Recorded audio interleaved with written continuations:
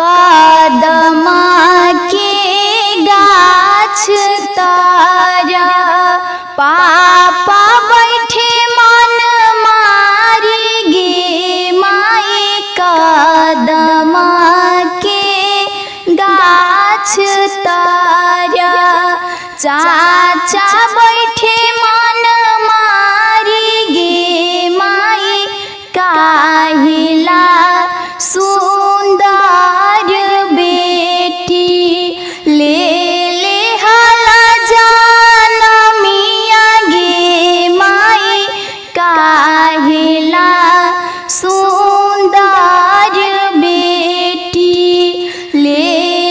हाला जनमिया गे माई नाही मिले घर बार कुशल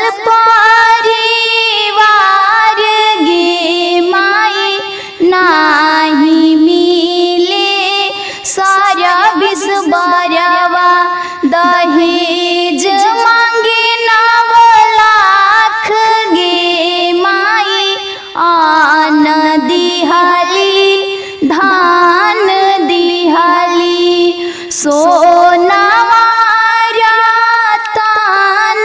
गे माई आन दिहाली धान दिहाली सोनावा रतन गे माई एता सुंदर